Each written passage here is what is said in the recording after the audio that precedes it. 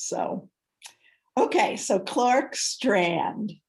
Should I say that I was living on a mesa in beer can and tire houses in Taos, New Mexico, and a manuscript came in for me, and I had an assistant that I was very close to who turned out to be Cobancino's Dharma heir. And she gave me, it was called Seeds from a Birch Tree by Clark Strand, and it was about haiku. And I was very busy in my life then. And I said to her, haiku? I said, oh, that's so boring. Here, Jean, just take it. I don't know, just take it. So she took it, but because she was very, very, cared about everything and economical, she went home and her table was shaky. So she put the manuscript under the table to balance it out. Clark Strand's. It was very thin. What? Yeah. It was very thin. Yeah. So it was very helpful. Thank you, Clark. And then one day she said she was really tired and she was just sitting at the desk. She looked down and she saw the manuscript. So she pulled it out. She started reading and she couldn't put it down. But this is what she was like. The next day she came and we're working, and she says, very on the side, she said, you know, that haiku manuscript, that was the best book I ever read on Zen. I said, you're kidding. Where is it? Bring it back. And I quickly read it, and it was fantastic. So, and now it's even harder because it's out of print. Here it is, my original copy, Seeds from a Birch Tree. I then wrote about it. My voice is coming back. I wrote about it, not just, I wrote the blurb, which is on the front of the book, I noticed, but I also wrote about it in my books because it was so good. All my students have read it, and maybe that's why you can't even find out of print copies. And I keep asking Clark, please bring it back. And I brought him to one of my workshops at Maple Dodge, one of my retreats. And at the end of the retreat, he did a haiku for all 60 students. And I don't even know if he knows one of the haikus he wrote for one of my students about her son. And her son had just gone into prison. And I don't think he knew that. So now we have another level to Clark. He's a psychic. He writes psychic haikus. So I have the greatest respect for him. And I have been asking him to bring that book back into print. And he keeps saying he will, but it never happens. And now, this time, he finally admitted to me that he has always wanted to make a living teaching and writing haiku, but he never thought it was possible. But now with our wonderful retreats, it is possible. So we're going to go to a second. So that's one thing about Clark. The other thing is, because I have so much respect for him and he cleaves to 575, I respect that. Structure, I love structure. In the Zendo is really where you learn basic structure. Ring the bell, you sit. Ring another bell, you do slow walking. Ring another bell, you leave the Zendo. You bow. Very structured. So really, 575 is a wonderful thing to think about. Because I listen to Allen Ginsberg, I don't do 575, but the truth is I always count it. I count it to make sure I haven't gone too far over. But I read a lot of translations of haiku, and that usually isn't in 575. But if you know Richard Wright, who's a wonderful writer, novelist, who his last years, the FBI was after him for civil rights work he'd done. He moved to Paris. And for the last 2 years while he was sick, he wrote haiku. And it really comforted him. And there's a book out of his haiku, and it's 575. So I want to say that do what you can. You could, if you want to do 575, go for it. And if you are, you feel like it's too confining, know that it exists and don't run off too far. If the first line shouldn't be 20 words, let's put it that way, or cut it up and make it into 3 lines, 20 words. So I do balance it, and I have great respect for the 575. And I think it's a really good thing to do if you want. And then you can also lean over to my little craggy way. But my group, I will say my group that we meet with does not do 575. And I've heard magnificent haiku there. So basically, work with both, I think, is the best. But Clark, I'm really glad to hear that you're coming back to haiku, and that, coming back in a real way. And if you haven't read the essays he wrote on the resource page, you should read them. They're brilliant. But more than anything, you should get your hands on this book. It will teach you not only about haiku, it'll teach you about your life. Okay. Thank you. Thanks so much, Natalie. Gosh, it's been a long time. I mean, the first time I was back in New Mexico was to teach haiku with you and Joan and Cause, I guess 4 years ago now. That was the first time I'd been back since we taught at Mabel Dodge. And it was quite an amazing experience. I have spent the morning going through about 1,800 haiku. And I have about maybe around 200 that I am going to offer brief comments on. But first, I would like to, I just want to make sure that I can do screen sharing here real quick. And then I will. Okay, good. So I can do that. All right. So I want to read a couple of passages. Hold on a second here. I just want to read a couple of passages here from, just a second. I'm just having my, just having my moment here with screen sharing, stop share. Okay, there we go. So I just want to share a couple of quotes from poets that we talked about yesterday, because I think it's going to give you a little bit of a window into the mind of Japanese haiku poets who are writing today. 2 women, Mayuzumi Madoka, we talked about, and Kuroda Momoko, who is the subject of Abigail Friedman's wonderful memoir studying haiku in Japan called The Haiku Apprentice. And the passage from Momoko is from that book. And the passage I'm going to read from Mayuzumi is from a talk that she gave in Romania a few years ago. She was giving lectures there on Japanese culture and Japanese literature. Madoka says, writing a haiku can be likened to an Olympic event. One of the best known Romanian athletes is Nadia Comaneci. If she stepped outside of the 12-meter by 12-meter performing area in the floor exercise, for instance, points would have been deducted from her score. If, on the other hand, she limited her movements to the center of the mat to avoid a penalty, her score would have been low. The highest points are given to exercises that use the entire floor, including along the perimeter.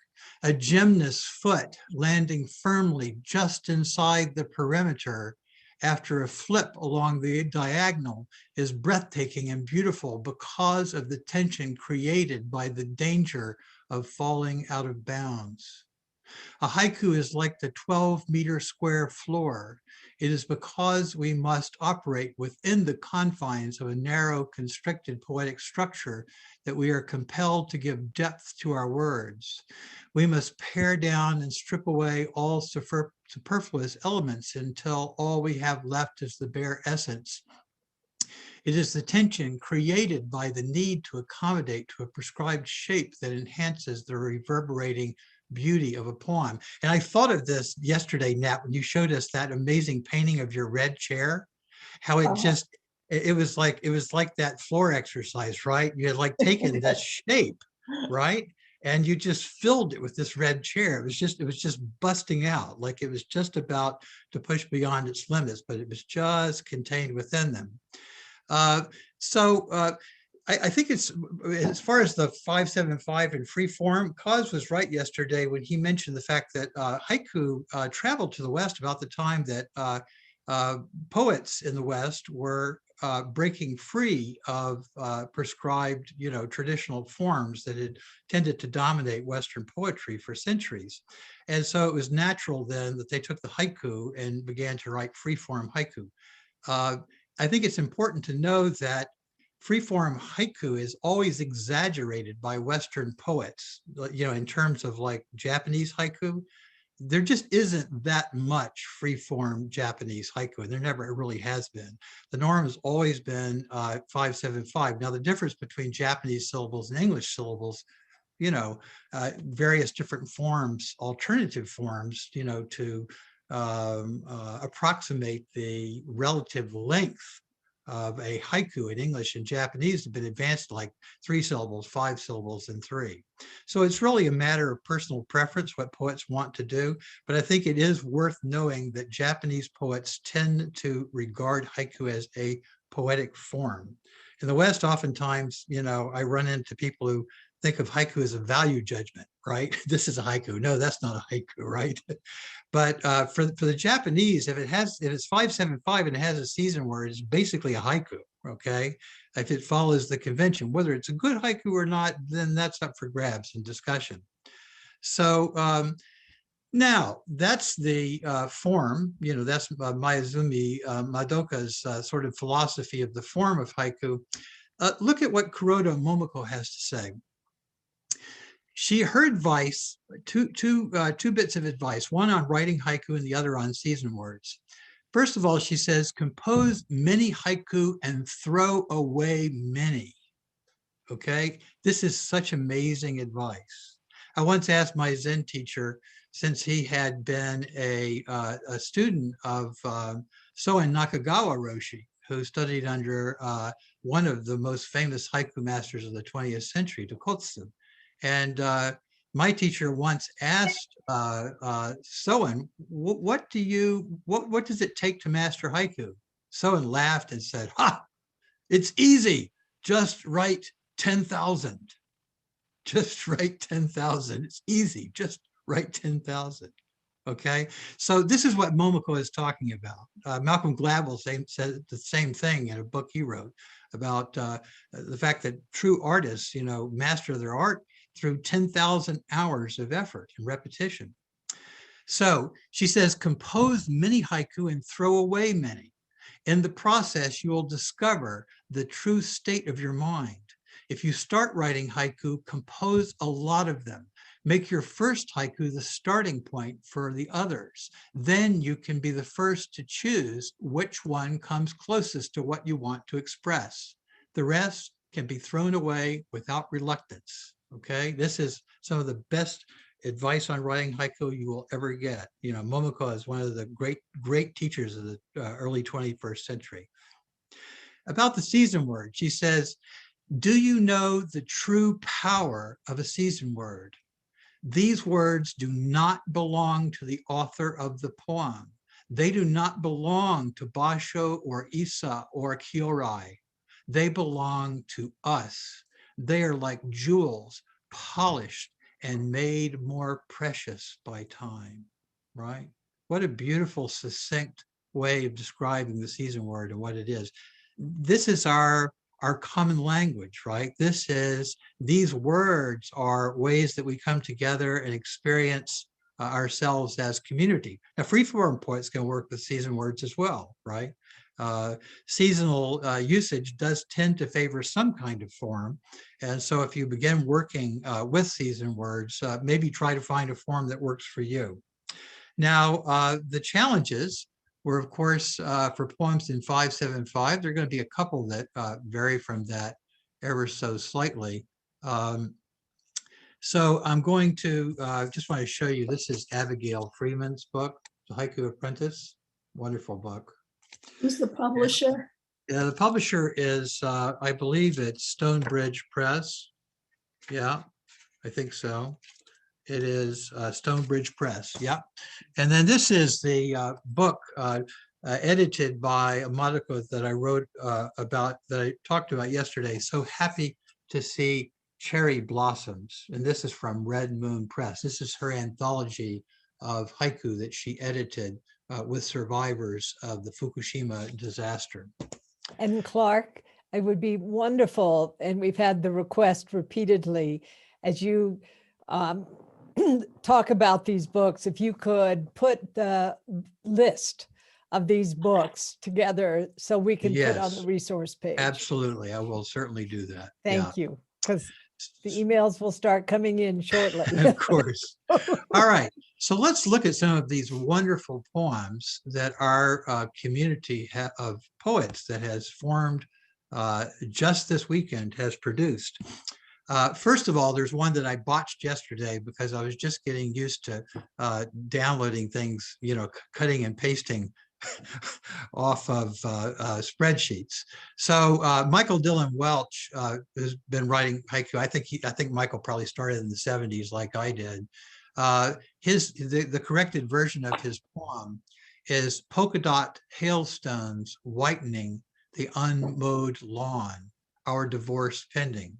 Now, Michael is a master of the art of juxtaposition, and has been in his verse for a very long time. He's one of the best people at doing this.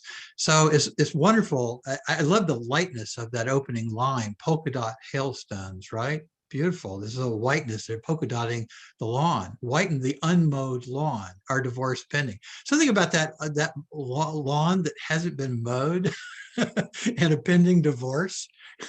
I think that there's some sort of underlying haiku humor perhaps there, maybe tinged with a little darkness, but very beautiful. The sudden coldness showering the lawn, the pending divorce, beautiful, just a wonderful poem. Now, what I'm going to do from here on forward, okay, I will eventually compile a single anthology of all the poems. I'll add the ones I talked about yesterday to this list. That will go out as a PDF sometime in the next couple of hours for you to have and refer to from the weekend. But it will get a little tedious if I give 1 or 2 sentence commentaries for 200 poems in a row.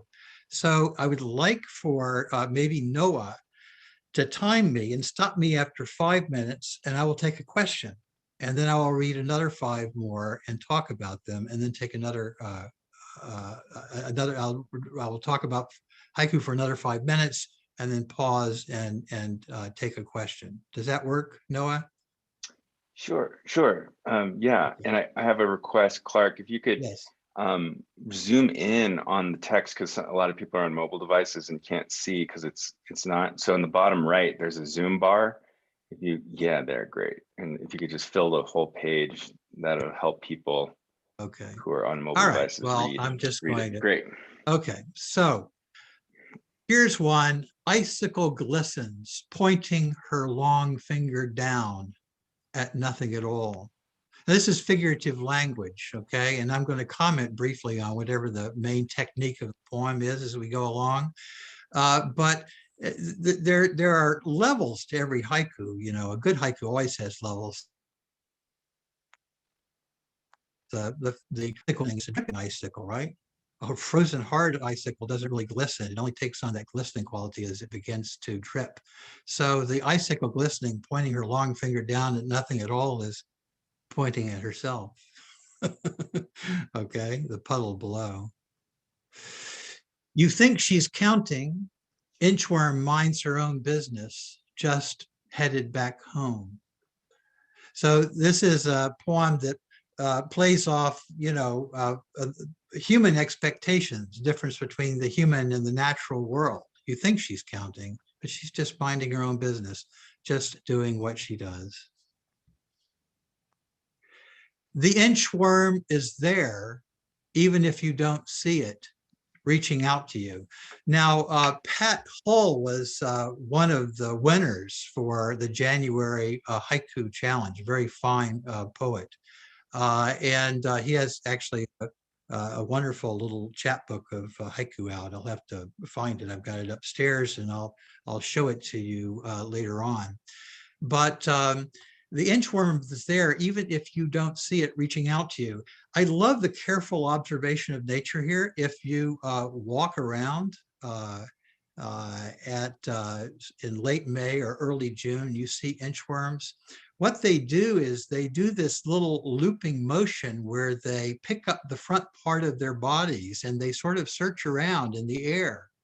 And an inchworm that's dangling from a thread will do the same thing. And so frequently, if you look very carefully, it seems as if they are actually reaching out to touch. And if you're very close, they'll touch you. If you put your finger out, they will climb on your finger. So there's something very tender and gentle about that, very much like Isa's style of verse.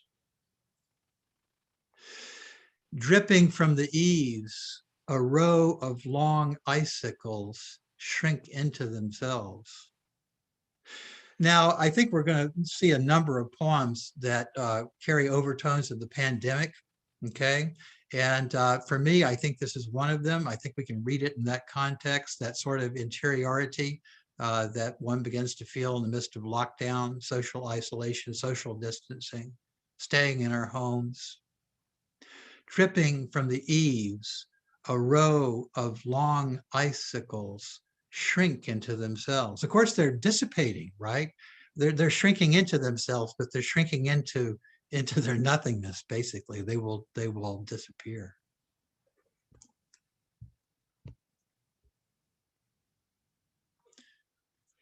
The cloud spitting mad, like my mother erupting, a storm of hailstones.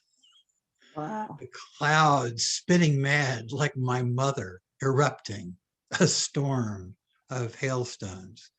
Now, Laurie Hayes is a member of my weekly challenge group. I made all these selections, by the way, without looking at the name. So I was sort of surprised after I'd made a selection, I'd look and say, oh yeah, I recognize that style. So Clark, but these people are all here in the workshop? They're here. They're here in the workshop. Yeah, a lot of them are. A lot of people in various groups, from the Tricycle Challenge, from the weekly challenge group, from the master class, teacher. Yeah, a number of them. Most people aren't, but there are a few. The clouds spitting mad like my mother erupting, a storm of hailstones. Okay, so it's interesting. Notice how she's interposed the image of an angry mother, right? Between the first and second, the first and last parts of the poem. So basically, you have the clouds spitting mad, spitting a storm of hailstones, but the use of an angry mother, perhaps scolding a child, maybe justifiably. We don't know. Maybe not. Icicle curtain, rainbow outside my window, takes up residence. This is another person who writes haiku regularly in a weekly group. Icicle curtain, rainbow outside my window, takes up residence. Takes up residence, I guess, inside of the icicle curtain, or perhaps reflected on the wall of the poet's office or bedroom. It's interesting, rainbow is also a season word, right, for summer. But of course, here it isn't, because it isn't being treated as a rainbow in the sky. One of the things you learn about when you learn to use season words is where a season word is a season word and where it's not. Sometimes a rainbow is just a rainbow in the sky, and sometimes it's a prism. Hey, Clark, it's been 5 minutes. Oh, good. So we'll stop. Does anyone have a question? I guess. There's a hand up, Tamar. Okay. Yes, I have a question about season words and I can't see you. So I Oh, don't, hold on I a mean, second. there we go. Okay. My question is, I live in a Mediterranean climate. So sometimes these words that come from a temperate climate from Japan are hard for me to own. Now, I haven't looked at your list of season words and studied it, but I wonder if that's a problem that people who live in different ecological realities deal with. Well, yeah, it's only a problem if you make it a problem or if you let it become a problem, right? So let me explain. First of all, a great many haiku, including some of the greatest masterpieces, were written from imagination by people who had never actually seen the things they were writing about. Busan, for instance, was constantly writing about Chinese myth and legend and culture in places he'd never actually been. And so you can write on the seasonal themes of haiku, even about things that you don't, have any direct access to. There is a view in Western haiku that haiku always has to be written about something you see directly before your eye.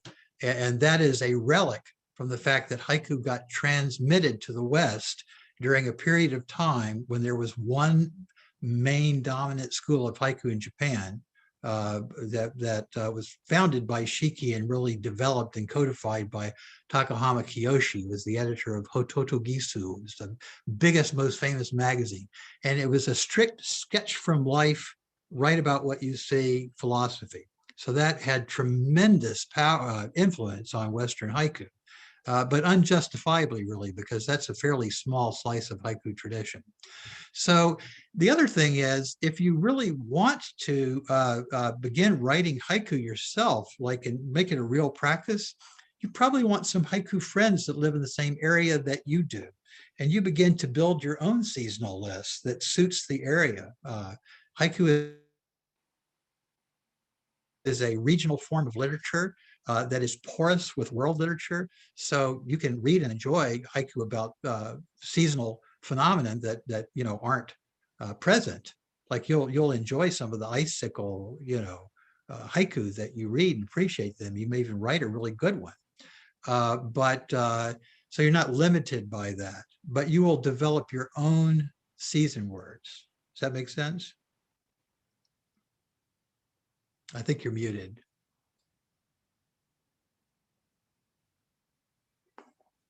Okay, there was a little bit of trouble unmuting.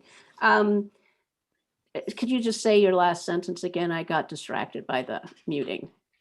I can't remember what it was. Okay, you asked me, did it make sense? And I think it does. I mean, it sounds like what I hear you say is that it's okay to say, add, for example, for us, summer would be fire, for example, to add that as a wildfire as a season word to. Yes, wildfire, right. It's a dry as season. a summer word. And our buckeye flowers in spring and drops its leaves in summer. Right. So we could add buckeye at flowering buckeye flowers. You should definitely begin compiling your own season word list. Okay. But you want to study the Japanese list so that you begin to understand how to categorize things in terms of seasons. It's not just the season, but it's human affairs, it's plants, it's animals, it's religious observances, it's holidays, it's what's going on in the heavens, on earth, right? Right. And what I hear you saying is that the key thing is that will be most rich if it's a communal activity with other people. So thank you. It is a communal activity. Right. And the season words that you share most intimately are those that you share with people in your bioregion. Right. Okay. Wonderful. Thank you. Good. Thank you. So we'll go back to Noah. Can I go back to my share screen? I guess I can just do that myself. Yeah, go ahead and share. And are we starting 5 minutes now? Yep. Rounding the corner, how much have I missed this year? Shattered Icicle. This is written by Will Hewitt, another person who's been writing haiku for some years. I used to do a free weekly challenge on Facebook, and he was part of that group. He wrote some wonderful poems in that group. Can I Rounding, just say that Will Hewitt used to write haiku with a group at the park right next to Upaya. Oh, how about that? No wonder he's so good. That's great. Have to look him up if he's still in Santa Fe. No, he moved east. Oh, okay. So rounding the corner. So you know, that opening line, you know, literally, I think the poet is coming around a corner.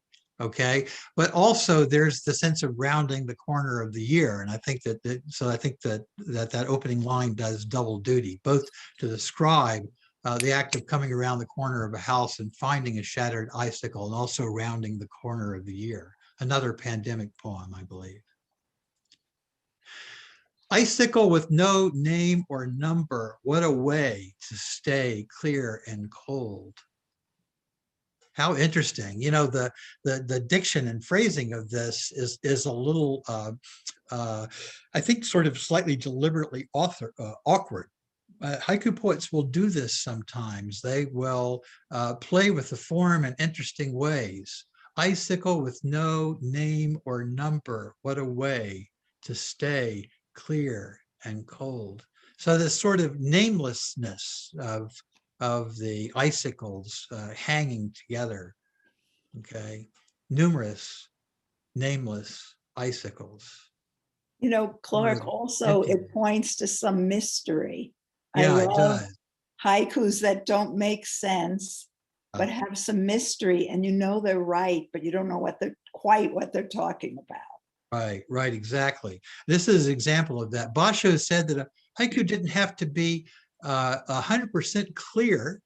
It didn't even have to present an image that was 100% clear, which this one doesn't, obviously, as long as there was something interesting about it. Yeah. Okay, this is teaching of Basho.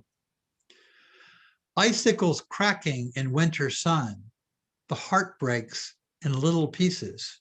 This was a theme we saw in a lot of the haiku on icicles this time, that heartbreak, the pieces of bad luck, one person called them. Icicles cracking in winter sun, the heart breaks in little pieces. Now, I'm not sure exactly what is that word, Matt? Do you recognize that word? Canales. What is that? Running over. We have them here. They're kind of. That's what I thought. Yeah, they're ways of carrying the water off the roof and down. Yeah, right. Because so we have flat roofs. Right. Okay. So knocking icicles from canales overhead, even if more come. So there's that sense of, there's the futility of it, right, and the necessity of it. A lot of classical haiku treat this theme of the sort of uselessness or pointlessness or obligatory pointlessness of certain kinds of activities. And this was actually a theme that was touched on by several of our poets this time around. Rise to your full height, then prostrate yourself humbly, live like an inchworm. Rise to your full height, then prostrate yourself humbly, live like an inchworm. Beautiful. One of the things that were sort of the emerging trends in formal haiku in the West, formal haiku in English, 575, is a phenomenon that a lot of people call popular haiku. Popular haiku will offer advice, self-help advice. It will offer philosophical speculations. They'll do a lot of the things that aren't typically handled directly in Japanese haiku. But in English, it trends in this direction, and you find a lot of popular haiku, for instance, for sale in volumes on Amazon. It is, I think, usually more interesting when a popular haiku poet can figure out how to get a season word into the poem, because it gives it that little added bit of depth, okay? This is very, very playful. Rise to your full height, then prostrate yourself humbly. Live like an inchworm, right? It's a little bit of advice, like a 17-syllable advice column, but good advice. That's 5 minutes. Wow. All right. That went fast. That's what happens. So do you want to take a question? Yeah, sure. Cynthia Morris.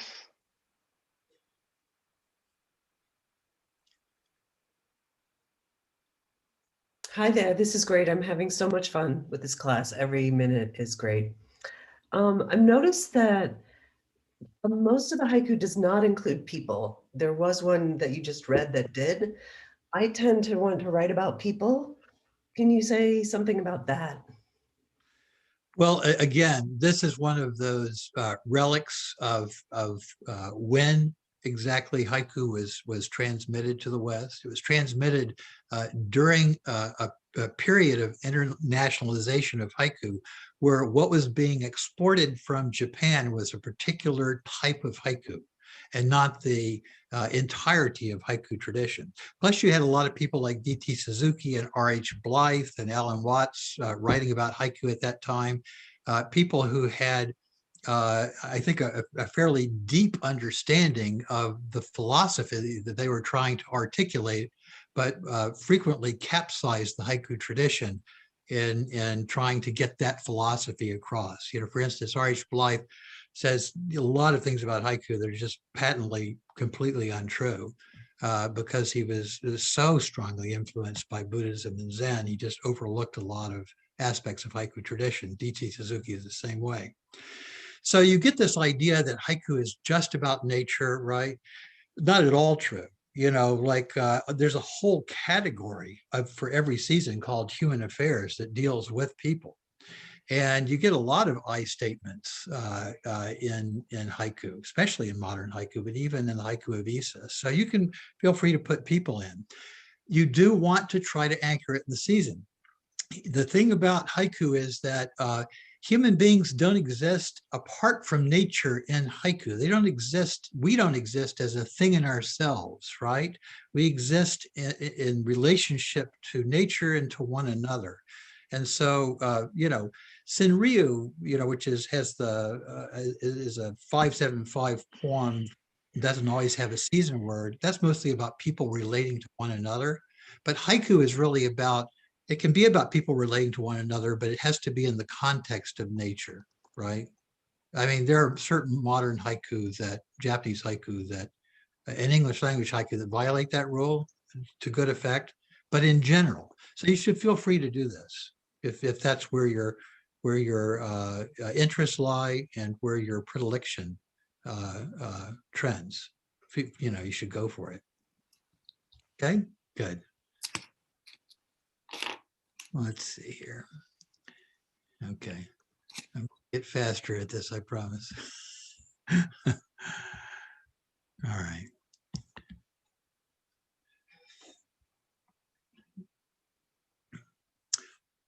Dripping from eaves, the largest icicle will crash first to the ground.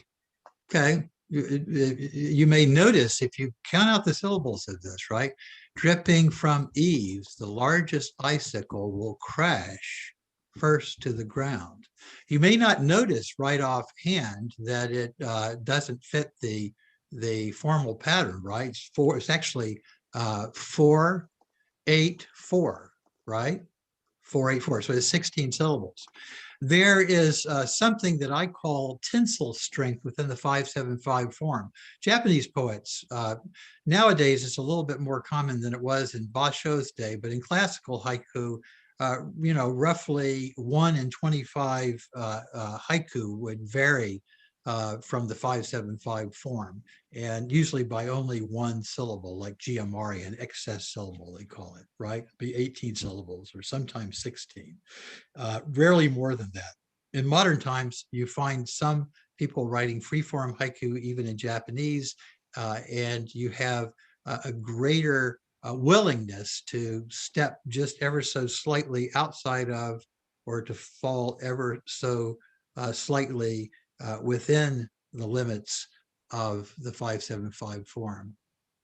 Of course, you know, this has a philosophical or maybe even a moral content here. Dripping from the eaves, the largest icicle will crash first, right? The biggest, seemingly most powerful icicle will be the first to fall.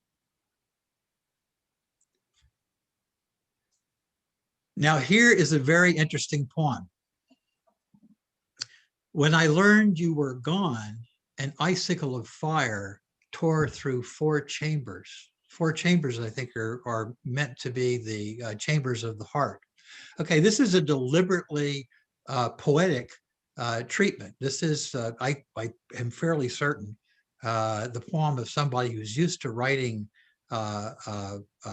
English language poetry, not necessarily in the haiku form, but has chosen to express herself in haiku in this particular case. You see this partly in this the sort of staggering of the rhythm from the first to the second line. Normally in haiku, you would say something like, I learned you were gone.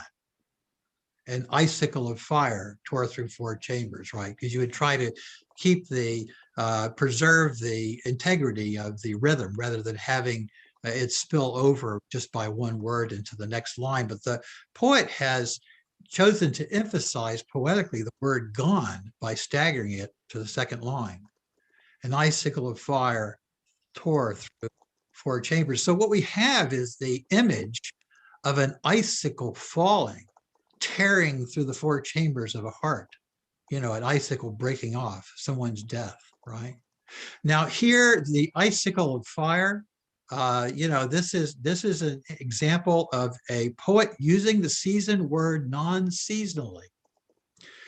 The Japanese frown on this. In English language poetry, there have been a lot of really, really good poems written in this way. And I tend to think that this is allowable in English, that you can use the season word non-seasonally, provided you give it a seasonal feeling. This feels like an icicle tearing through a heart. Okay, it's the poet's using figurative language, but it feels like an icicle, like a real icicle. The power of the poet rests on that. Clark, can I ask, why are four chambers capitalized? I don't know. You would have to ask the poet that, and she may be, alluding to a work of art, perhaps, or a poem. I don't know the answer to that. Okay. Inchworm. Is the poet here? Is the poet online? Maybe she could, maybe we can talk to her during the break, during the 5 minutes, after the 5 minutes, maybe she can come on if she is. Inchworm on a leaf tries to walk up to itself, but then keeps going. All right, so Susie Golodoff is another person who writes haiku with me regularly in a weekly group. And this is a superb little inchworm poem. Tries to walk up to it. So have you ever watched inchworms walk? That's exactly what they do. They loop their body and carry themselves. They push forward, they loop their body and bring their rear end forward, and then they do it all over again. So there's this slight element of futility, right? The inchworm can never walk up to itself, right? It's by its very structure, its very nature. So there's this slight little bit of pathos in the poem that is often the sort of the kernel of emotional content in a haiku, is usually or often that little tiny kernel of pathos. And in haiku, it's usually rendered humorously. It's a lighthearted, slightly bittersweet humor.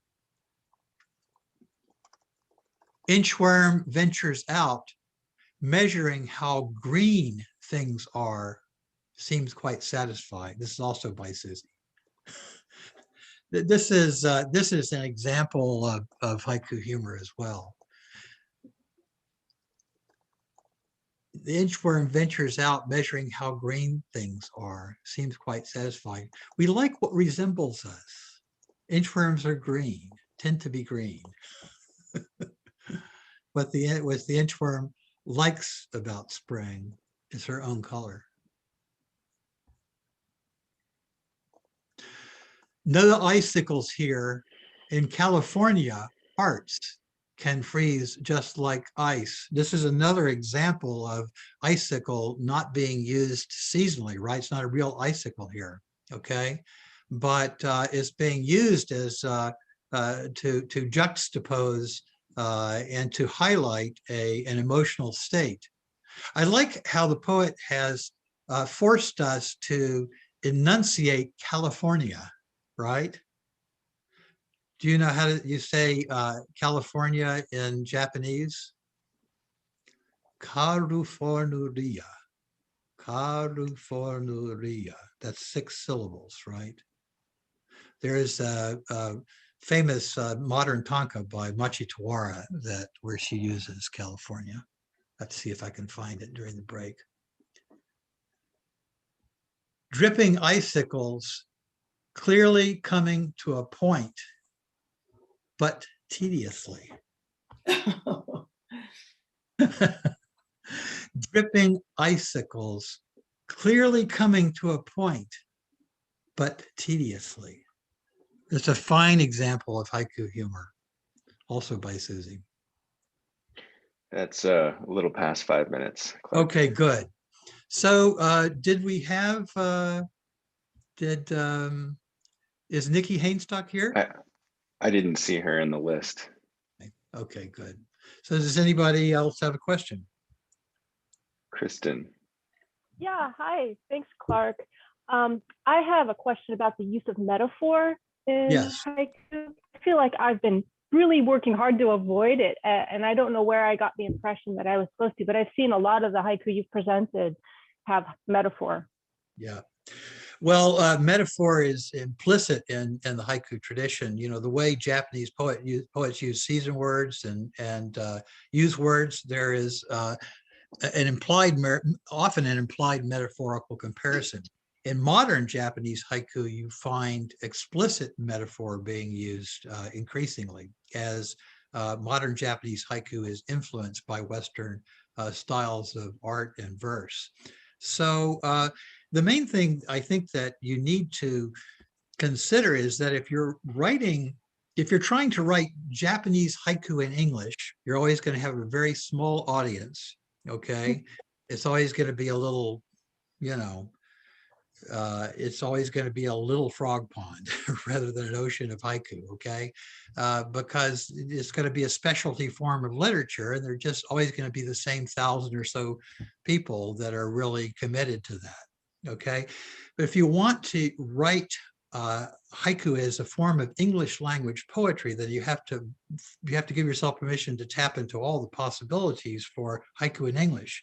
The most important things to preserve are some kind of formal structure and the season word.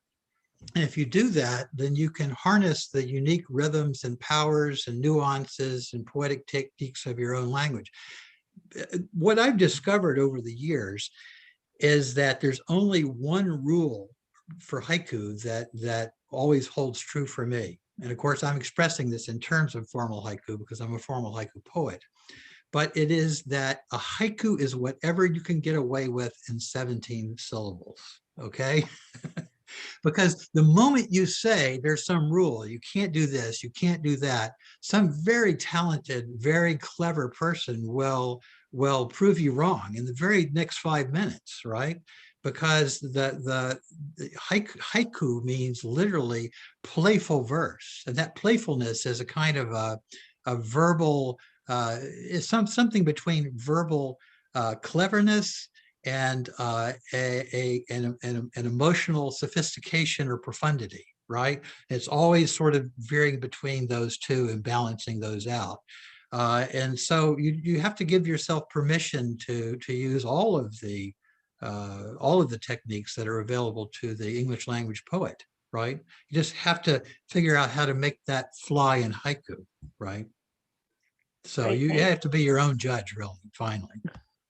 But also your readers will tell you. If it resonates with people, you'll know it's worked.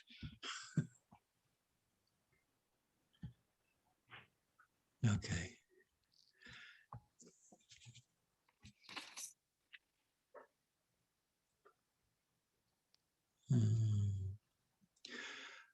A friendless winter, the icicles are growing down my neighbor's roof.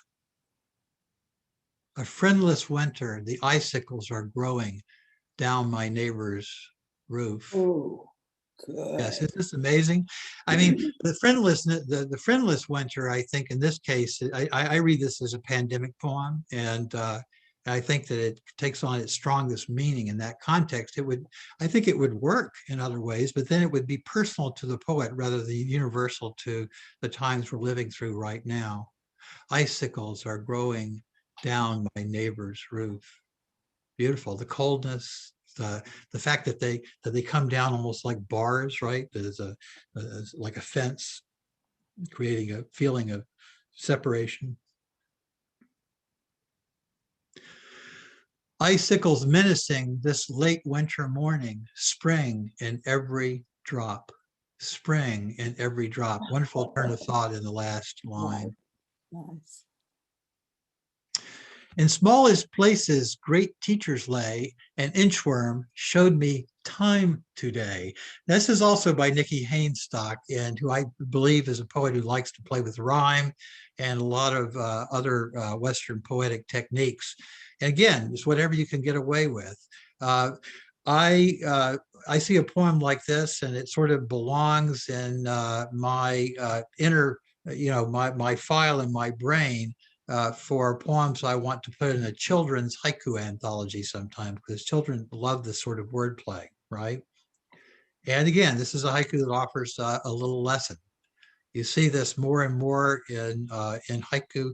I tend to categorize these as popular haiku, okay?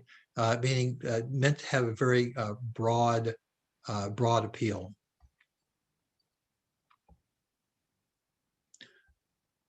The frosty window still lets in a cat-sized patch of yellow sunlight.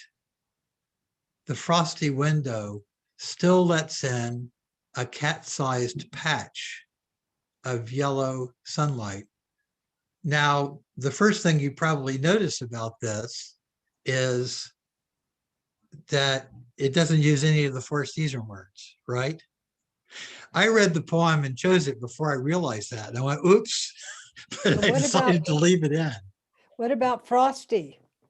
Well, it has a season word, just doesn't have the four, right? It's not on one of the challenge words. But yes, frosty window is definitely a season word. Frost, frosty window frost, frost blooms. In haiku, there are a number of different ways of saying that. But this lovely turn of thought here, it's a cat-sized patch of yellow sunlight because, of course, the cat is resting in it. It's the cat that makes it a cat-sized patch, right? It's almost the sun seems to seek out the cat the sun. Very beautiful. Decided to leave that one in because I chose it before I even realized that it wasn't written to one of the challenge words. Pockets full of clouds, I've been collecting hailstones. They want me to dance. This is another haiku that, sort of veers in a somewhat fantastical, sort of playful direction. Pockets full of clouds. But if the poet is putting hailstones in his pocket, he literally has pockets full of clouds. They've come out of the clouds. They want me to dance, he says. Well, if you've got hailstones in your pocket, you'll dance because they'll melt and run down your leg. So sort of wonderful, playful, childlike humor to that. Inchworm asana. The outdoor yoga session moves toward a tree. Inchworm asana. That's the posture. The inchworm looks like it's doing downward dog, right? Beautiful. So this is a poem by Barry Levine, who won an honorable mention in last month's Tricycle monthly haiku challenge. Another fine poem. Very playful. See the playfulness of it? Mayazumi Madoka has a famous haiku about doing yoga. I can't remember exactly the words. I think I did a version of it, a translated version of it some time ago, but where she talks about the sound of a turtle crying. Now, the Japanese have words that are cultural season words, but don't really exist. I mean, turtle is a season word in Japanese haiku, but turtles cry. Well, it's a thing that doesn't exist, right? There is no such thing as a turtle's cry. It's a literary season word, a word that evokes a sound that doesn't really exist, but that one could imagine hearing, right? It's an imaginary season word. I was reminded of that when I read this poem. Half moon shines tonight. The icicle is quiet. Now coyote sings. Haiku oftentimes bridge one moment to another moment. They form a bridge between one thing and another. The icicle has been dripping all day long and the poet's been listening to it. But as the moon comes out and the night turns cold, the dripping stops and the coyote takes up the task of the late winter music. Beautiful poem. Gripping the green leaves. Okay, good. So Clark, I just want to Yes. do a check-in. I think we could use a short body break. Yeah. Does that make 104. sense? Good. Yeah, absolutely. So how long would you like the break? How about we're going to 2:15, is that correct? Or 2:15 my time? I guess it Oh, would yeah, be that's right. 12:15 your time. Right. 12:15 your time. My Southwestern timekeeping mind was like, no. Too much of a good thing. So what about 10 minutes? 10 minutes, perfect. Okay. See So you I want to invite everybody to stretch, stand up, and take care of your body. And we will return at 11:15 Mountain Time. Okay. Good. And I'm also going to put up this poll because there were some reports that people couldn't see the poll from before. So this is just a poll about what you've read of our teachers. So you can do this during the break. Okay. So go ahead and do that at your leisure and we'll close it in 10 minutes.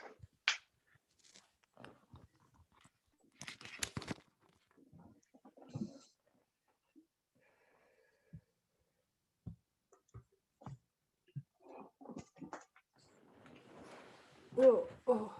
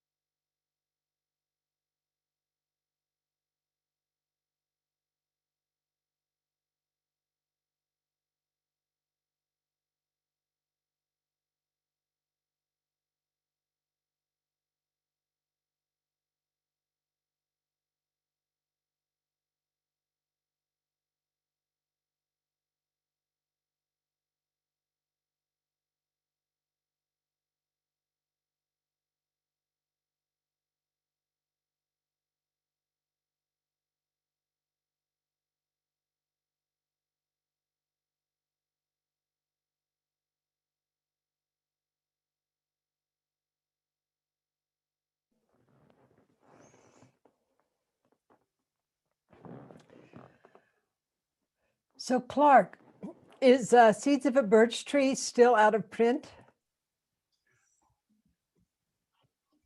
Yes, it is. But I am putting together a 25th anniversary edition, expanded edition. Hopefully with a little intro by Natalie. and and I'm hoping to have that out next year. Great. And Kaz,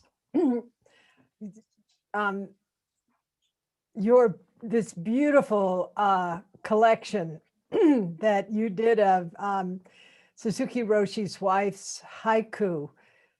It's such a beautiful collection. I hope people will read it. This A White Tea Bowl.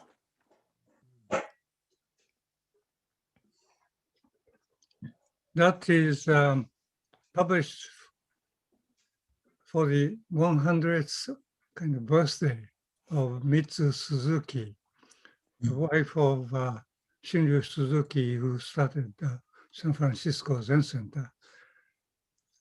So yeah, this is a wonderful poem. I just edited it, and Kate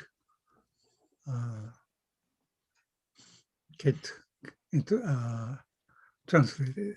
Yeah. It's really a beautiful, beautiful collection. Yeah.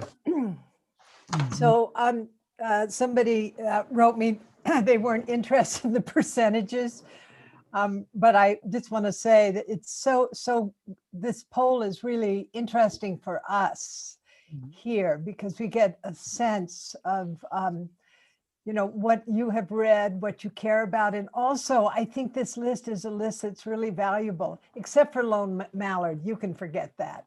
But thank you for my 19 readers.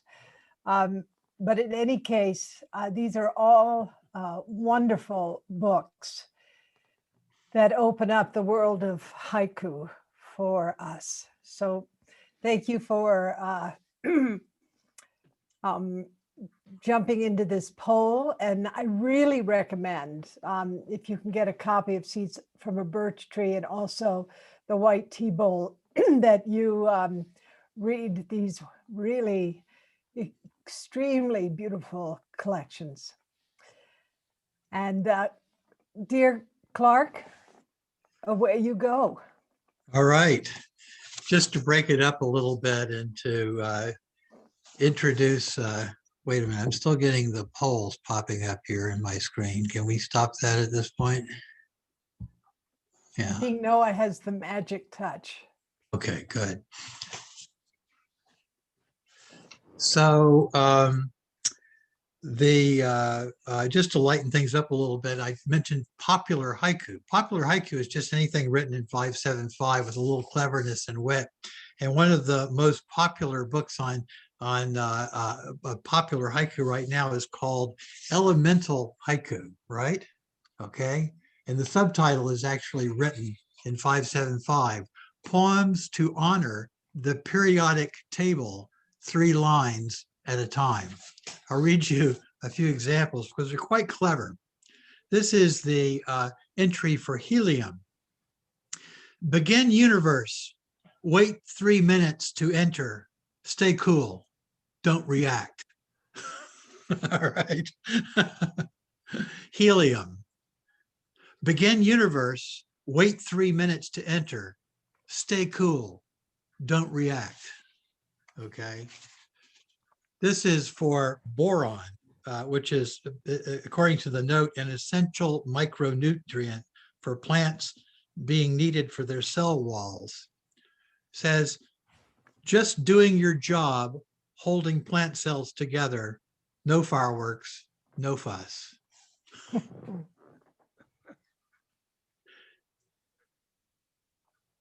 Maybe one more. This is nitrogen. Forever cycling from air to soil, roots, crops, us, exercise addict. So this is by Mary Soon Lee. Again, for me, I think for me, the value of books like this is twofold. One is that they put the haiku form out there and reinforce that in the popular imagination so that you get you know, potentially thousands, even millions of more people sort of, you know, becoming aware of haiku. And the other thing is that they begin to test the limits and push the limits of what can be done and what can be said in haiku. So I want to go back now to some of the poems, and I want to be able to honor all of them. And so I'm going to probably move a little bit more quickly through them at this point. This is a very lighthearted, funny poem. Gripping the green leaf, the inchworm gives no thought to the metric system, right? Little play on words. Haiku love puns. I love to play off words. You are here, then not, leaving just an icicle's farewell, slow, cold tears. Now this is, you know, there are a lot of, one of the things that's been done in Japan over the past 30 to 40 years and increasingly in the West is to use the haiku form for love poetry, right? To express feelings of loss, mourning, joy, sexual rapture, anything, you know. Haiku have been used to express all the different aspects of love. You are here, then not, leaving just an icicle's farewell, slow, cold tears. Inchworm hangs midair, measuring the spring breezes, one breath at a time. I love this, one breath at a time. Of course, you can interpret that line to mean one breath at a time, like haiku is sometimes described as a one breath poem because it can be spoken with one breath. But you know, there's that momentary, moment by moment, breath-like quality of awareness as it's unfolding. But of course, in this case, I think the breath is the breath of the spring breeze, right? Measuring the spring breezes. I love the idea that it measures them by blowing to the side. The breeze comes, it blows the inchworm to the side. It measures the length of the breeze by how far it moves before it swings back. Very deftly executed little poem. My mother told me an inchworm on your shoulder means you'll get new clothes. I don't know if anybody has ever heard this. You know, have you ever heard this, Nat or Joan or Cause? No, You but ever it heard this sounds like a tradition? Southern thing. It does, doesn't it? Right. It does sound very Southern to me. I don't know. I think Suzanne, I know Suzanne quite well. She's one of the people who's been reviewing the poems with me this weekend. Well, I'll have to ask her, but it does sound to me like a you know, a Southern expression or a little bit of folk tradition. I like the idea that you're being measured for new clothes, right? Probably when her mother was growing up, you know, you would be measured for your clothes. They'd be made by hand, or might be. Melting icicle snaps off the roof and plummets, blessed with a swift death. Blessed with a swift death. Haiku, you know, I've often said that in haiku, we learn to say terrible things simply in 17 syllables using a season word, right? In haiku, we learn to say terrible things simply using 17 syllables and a season word. I'll give you an example. You know, haiku humor is sometimes dark humor. I was driving over the Kingston Rhinecliff Bridge last year. And as I was passing over the bridge, I remembered that a woman had drowned herself in the Hudson by throwing herself off of another bridge just to the south. And that week I had assigned the season word Summer River to my weekly haiku group. And so I wrote the following poem. She found the lover who could take her breath away, a summer river. Dark humor, right? Learn to say terrible things simply in 17 syllables with a season word. Yeah. That's awful, Clark. It wasn't meant to be funny. Oh, It's not funny humor. It's not funny humor. Haiku humor is multidimensional. It vectors off in unexpected directions. Sometimes it can vector off in a dark direction. Haiku humor is not ha-ha funny, not always anyway. Sometimes it can be dark. Investigating the frilled lettuce leaf inchworm does not take shortcuts. Investigating the frilled lettuce leaf inchworm does not take shortcut. The juxtaposition here is so skillful and so deft, because if it's a frilled lettuce leaf, it has a lot of, ups and downs and sort of corrugations, and the inchworm is following all of them.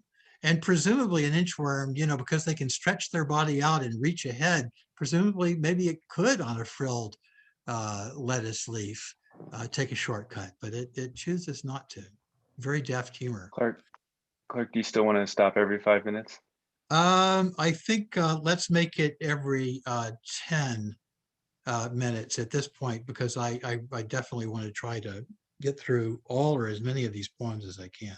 Is that okay? Okay, 5 more minutes. Good.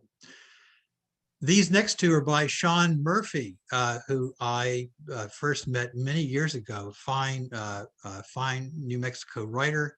I think I have a couple of stories in a book he edited called One Bird, One Stone, Book of Zen Stories.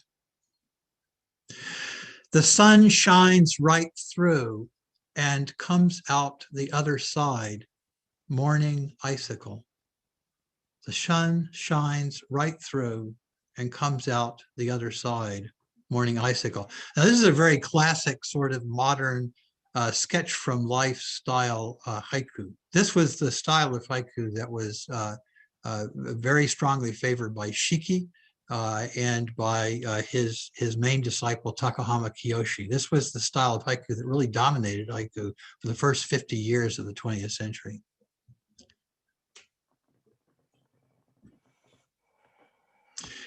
But this next poem, it has a bit of the same flavor. It's still very concrete in its imagery, but see how he sort of puts one foot much closer to that sort of edge of that style of haiku.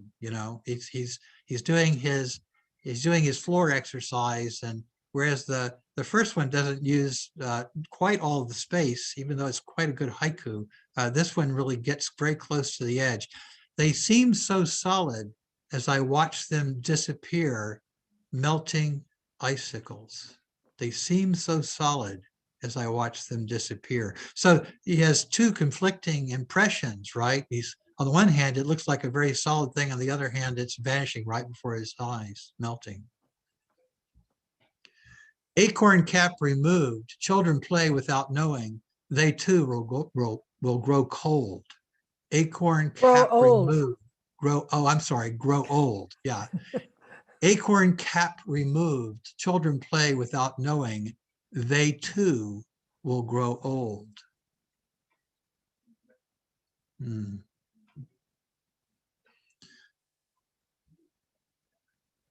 There's a melancholy quality that one finds in a lot of haiku. You can veer in a number of different directions in writing about children, and we'll see that in some of the verses we'll look at. The danger, of course, is to write a poem that is only sentimental and doesn't have any other layers, but this one certainly avoids that. Acorn cap removed, children play without knowing, they too will grow old. All right. Tireless inchworm, okay? Horizon to horizon, and still the same leaf. Tireless inchworm, horizon to horizon, and still the same leaf. Now, I think this is a case where the poet has, uses this technique that formal haiku poets will use, which is to force the articulation of a word. So some people will say, like if you grew up down south like I do, you wouldn't say tireless, which you could read as 3 syllables. You say tireless, tireless, right? Just that you wouldn't say fire, you'd say far. So tireless inchworm, horizon to horizon, and still the same leaf. This is a very, very classically styled haiku, very beautifully executed. The idea that, you know, the inchworm's world is very tiny, and yet, you know, seen from the poet's perspective, gazing at it, the distance that it traverses is physically quite small, but the perspective looking past that at the sky seems, if you're looking really up close, it can be as big as the whole horizon. Mary Lampkin, long-term Buddhist practitioner and long-term haiku poet. I've worked with Mary on and off for a number of years.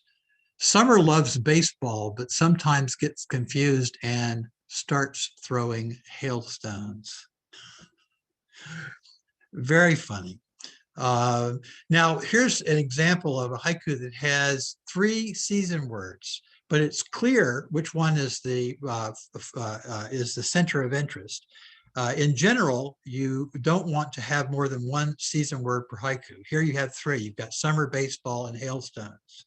But the hailstones are the point of the whole point, or the point of the whole poem, and the place where the eye comes to rest, as it were. So it works beautifully.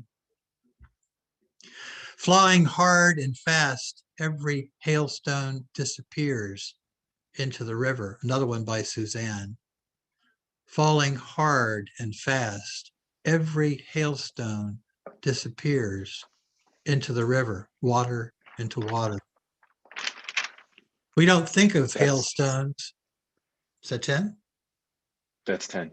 Okay, good. Let me just finish commenting on that one.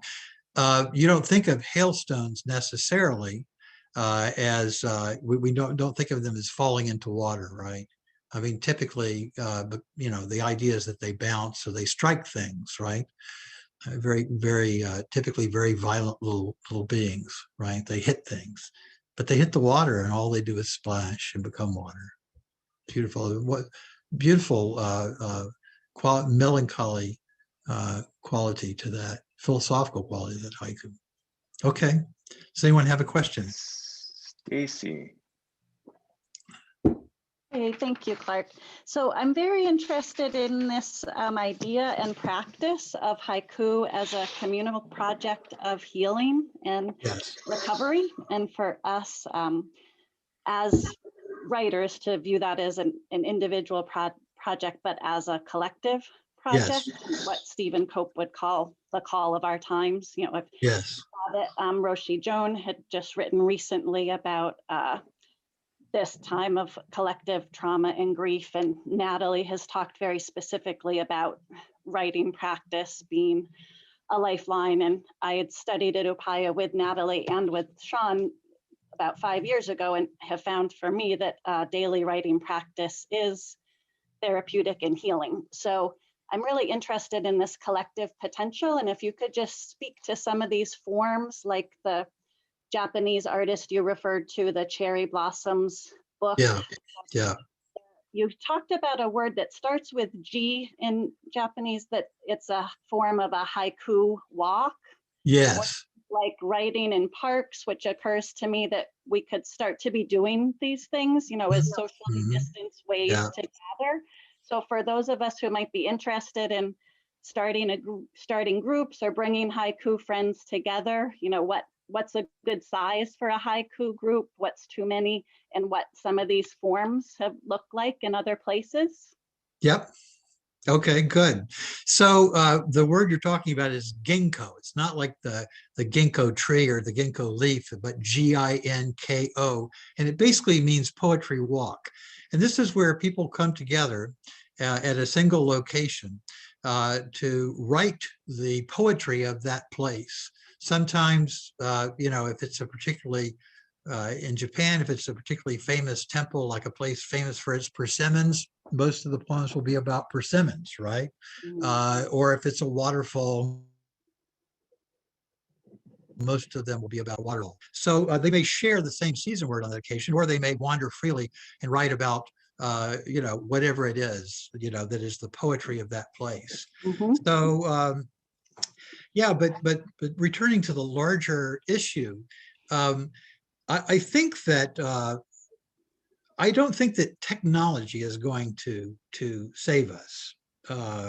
In fact, Elizabeth Colbert has a book out right now talking about all the various technological solutions to the problem of species extinction and climate change, which the very scientists who are advancing them as possible solutions preface in almost every case that, of course, this is catastrophic, right? This solution is a catastrophe in the making, because it will only introduce further levels of complexity into a system that is already in disarray. So I don't believe that technology will solve our problems. I don't believe that governments will solve our problems. From my point of view, we're more likely to fragment into smaller groups going forward under the pressures of climate change. So I don't think there's going to be any large-scale solution to the problems that we face. So what that leaves us with is the need to form communities with people, probably people who, maybe in the beginning over the internet, but eventually people who we live close to, and to figure out ways to live in harmony with one another and in harmony with the changing patterns of the weather.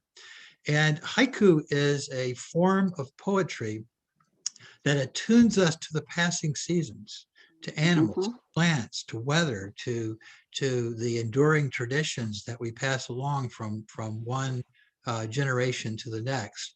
So it is a way of binding ourselves together and becoming intimate with one another and becoming intimate with nature, and specifically as we exist in nature. So I think it's really ideally suited for that. A haiku group can be, as large as 800 or 900 people on a Zoom weekend, right? If you have the right tools for doing that and, give people some sort of common purpose. But the average haiku group is anywhere from, say, 4 or 5 people to, it could be as large as 20. Once you get too much larger than that, it's harder to have a haiku meeting where everybody feels like their voice is heard. Thank you. You're welcome.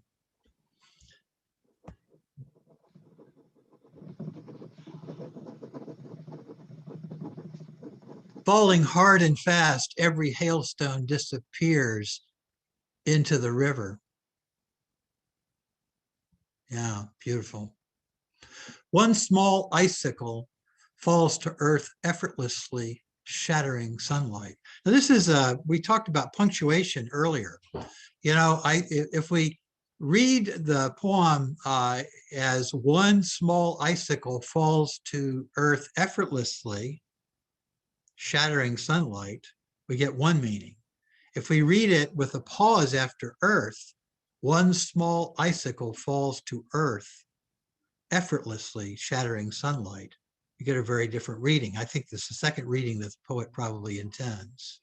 Effortlessly shattering sunlight.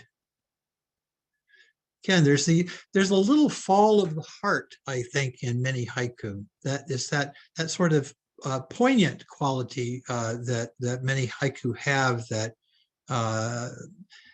is almost a feeling sometimes of disappointment.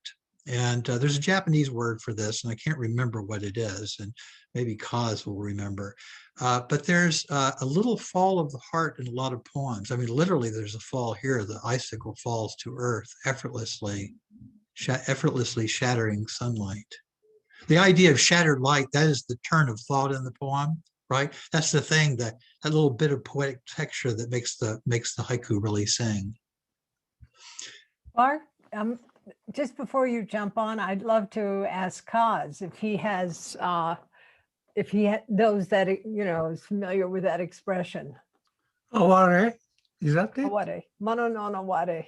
I think that's the closest. The term I was thinking of is a more specific term, but yes, that definitely qualifies. Do you want to tell people what that means, Kaz? Well, Mono no Hour is sort of sad, but also deep feeling, love or anything tender, deep feeling, but mostly disappointing, sad. Yeah. Sort of like the loss of something or the fleetingness of life. Yeah. Yeah, I think the word fleeting is a wonderful way to describe it. It's that feeling of when you sit in Kyoto underneath a cherry blossom tree.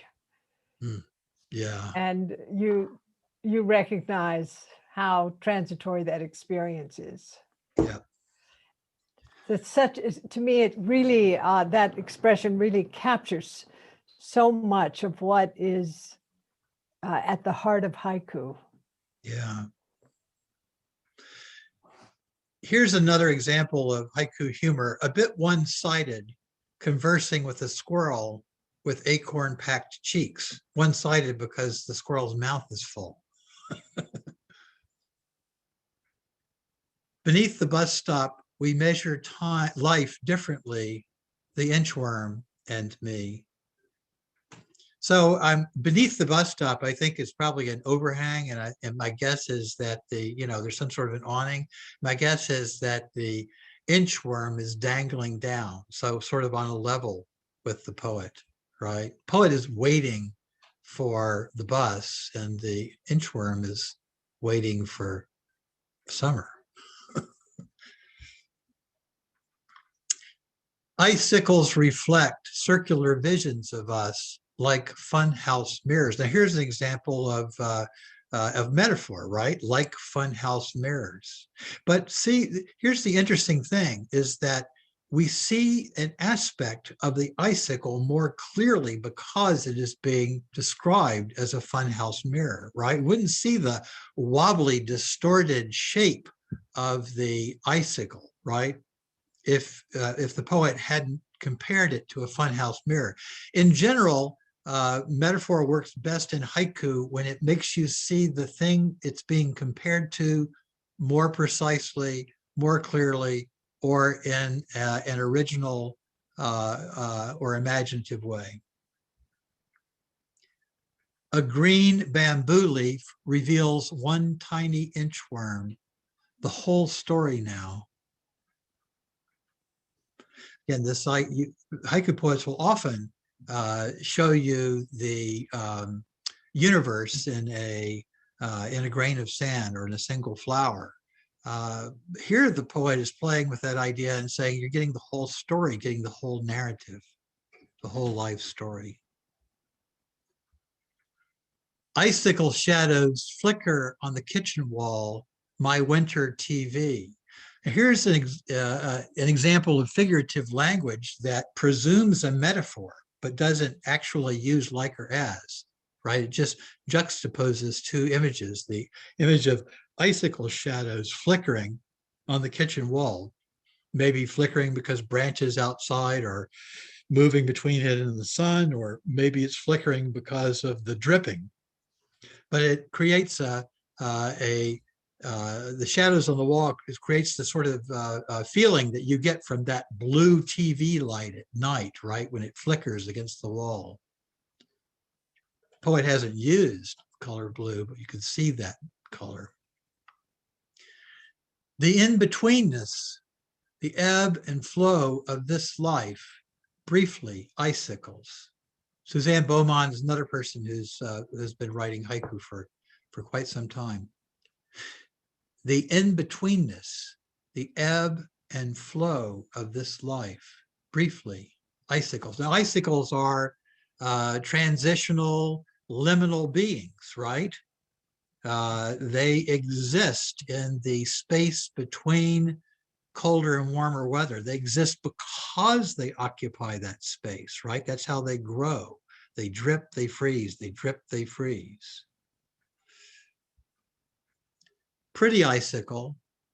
Should it stay or should it go? I don't know either. Also by Suzanne. Oh, she has 3 in a row. She must have submitted them all in a little bunch. Pretty icicle. Should it stay or should it go? Of course, that's an allusion to the famous song. Should I stay or should I go? But it's that last line that makes it, you know, she finds herself in conversation with the icicle, right? Should I stay? Should I melt? Is that it? Or should I hang around a little longer, hang out on the eaves, right? Poet says, I don't know either. I don't know the answer. We don't know.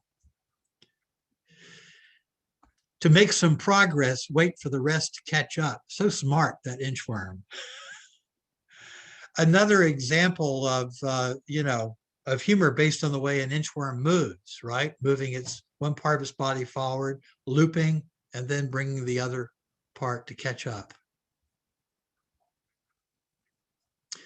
Here's another example of broken icicles being used to describe something other than themselves, right? Pieces of bad luck. Broken icicles compared to pieces of bad luck. Long icicles crashing from their broken gutter, right?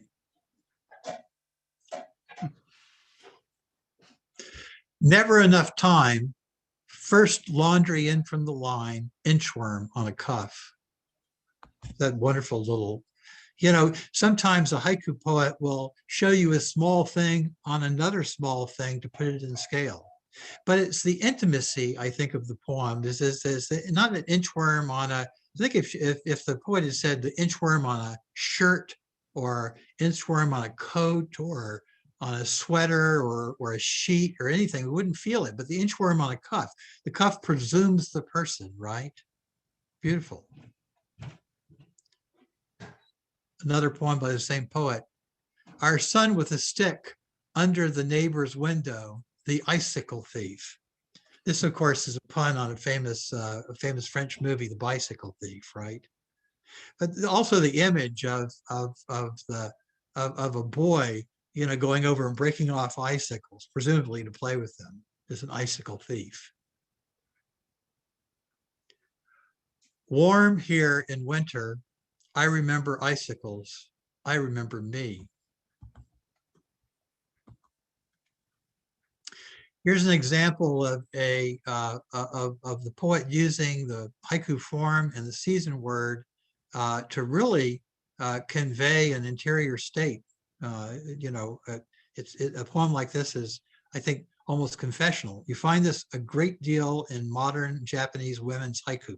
Okay, this could have easily been written by Madoka or any of the other currently famous Japanese women haiku masters.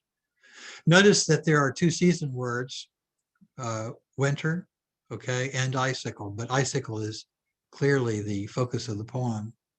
Poet is, you know, lives in a warmer area where she doesn't experience winter any longer, but she remembers what it was like. And the memory of that, of those icicles, calls to mind the memory of herself, you know, in context, in situ, in the place where she was born and where her identity formed, right? There's a wistful quality to the poem. Icicle season isn't that long.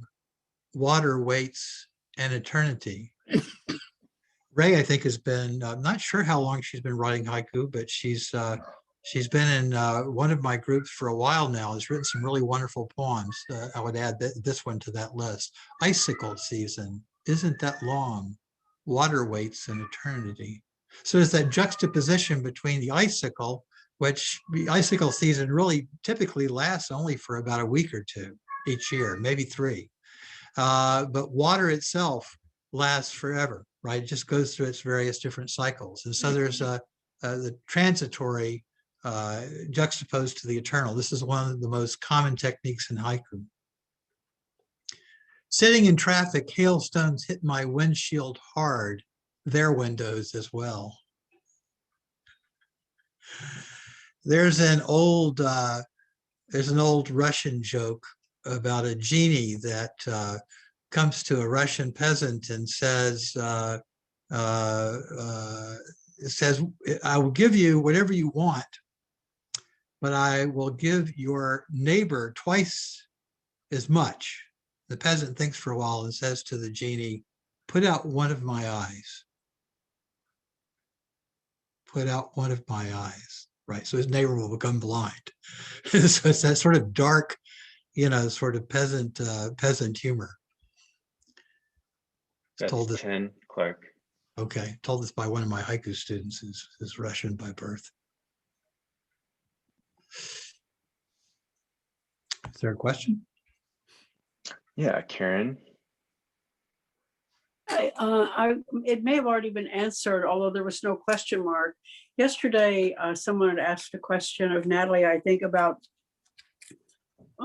how is it appropriate, are question marks actually used? Yeah. And then I also had another question that kind of stemmed from one of the ones you just read. This is just such an amazing experience to be seeing these I mean, it's so rich. But so in the use of grammar, I mean, Kaz mentioned grammar in his presentation yesterday. In terms of English grammar, the poem that ended with, it was about the inchworm under the bus stop, and ended with me. So how important is that? And are question marks or posing questions part of the practice? Yes, and it's this has been a part of haiku from the very beginning. So this is, there were a lot of rules that cropped up, in the haiku magazines early on that sort of stuck, that had absolutely no basis whatsoever in Japanese haiku.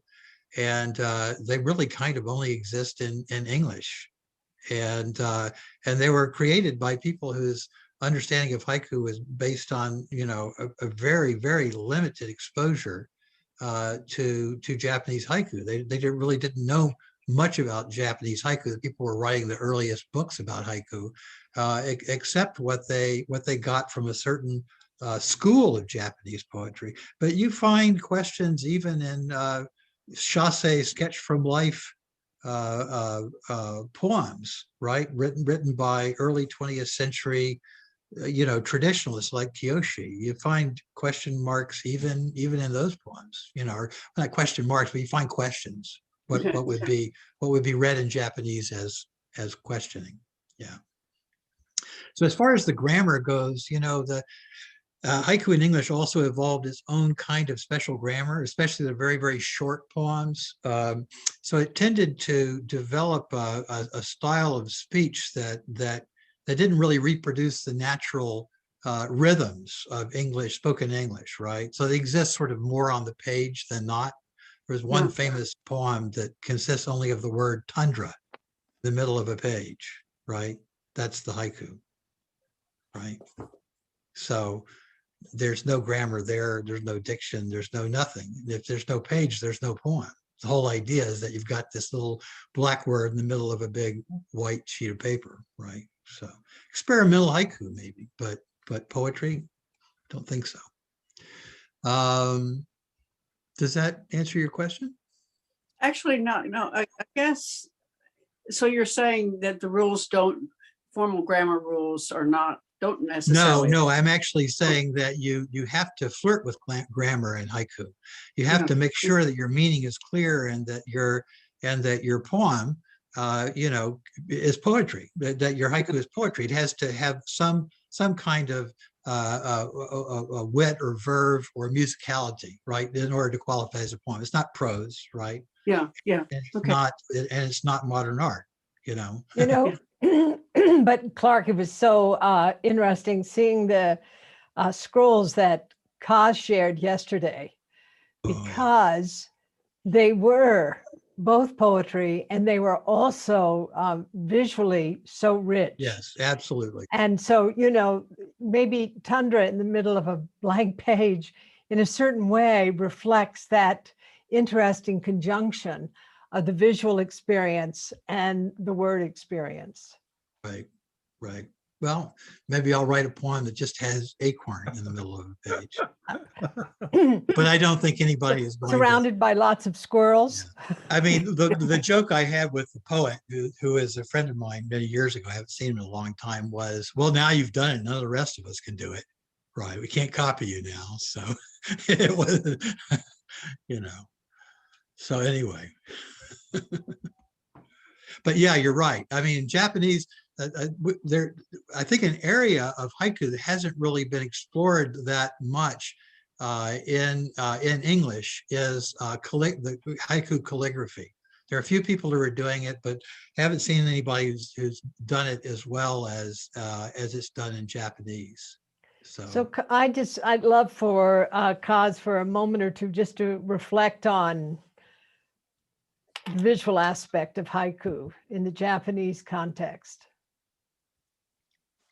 Well, I think, of course, calligraphy.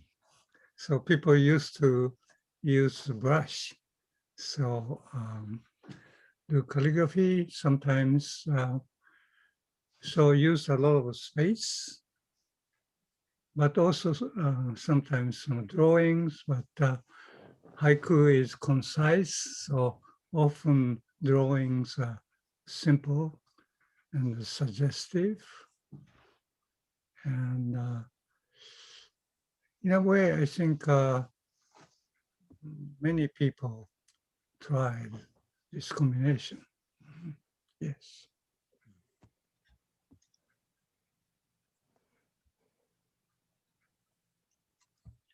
Thank you, Kaz. Oh, you're welcome. Clark, Yeah. can I ask something that I've been thinking about? For instance, you throw out the inchworm, and people write about it and they've written some great stuff, but I bet they don't have an inchworm in front of them. So it's coming from memory. So really, yes, haiku has to do with the relationship of your mind. Yeah. Well, again, you know, this idea that you can only write about what's in front of you was the conviction of only one school of haiku in the history of haiku, and it was quickly, well, not quickly, but within 50 years, it was, you know, people rebelled against it and began, you know, return to the haiku. But even the chassé poets cheated constantly. They're cheating constantly. They're constantly writing haiku about things they weren't seeing and presenting them as chassé verses because they had trained their imagination and their mind's eye so carefully that they could write about something realistically that wasn't directly before their eye, right? Haiku's not a photograph, it's a poem, so you can do that. Does that make sense? Yeah. Basho was against kind of writing haiku under given themes, right? Maybe. But Buson, most of his actually poems were written kind of for the kind of haiku gatherings. Right. So usually themes are given a little bit beforehand. So poets have to imagine right the future. Yeah. When they are going to meet.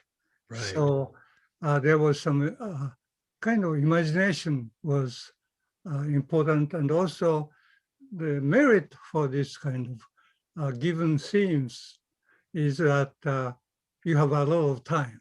Yes, that's right. And present your best. That's correct. Absolutely. So Clark, one more question from this. Yeah. So it is, if we're not doing from sketch what's in front of you, then the experience of a haiku being in the moment, is it just in our pleasure of reading it, or is it also bring the haiku writer into the present, even though it's not a present that's around them? Well, I mean, I think that one of the major aspects of haiku that is lost when you don't write haiku in community is the knowledge that haiku is a dual art form. You can't write a haiku better than you can read one, and you can't read one better than you can write one. The two arts of reading haiku and writing haiku advance side by side. And the reading of a haiku is almost always, unless you happen to be present with the person who writes it at that moment, is nearly always an exercise in imagination. You are reading the words and you are filling in the blank space, as it were, or, you know, the silences with your own imagination. And so there's an imaginative kind of playfulness, you might say, that enters into reading haiku. And that has to inform our writing of haiku as well. Even when you're, like if you look at Basho's verses, for instance, you'll find that there are some that really strive to portray objectively what is before the eye, the ear, or whatever. But that in many cases, he is exercising his imagination on the spot he's looking at something and then he's saying, how can I describe this in a way that communicates to other people what I'm experiencing? And that's where the little twist comes in that he will add to his poems, right? So that the reader will experience that. So the imagination is at work in everything we see, hear, smell, touch, or taste, or think. Okay, that's helpful. Thank you.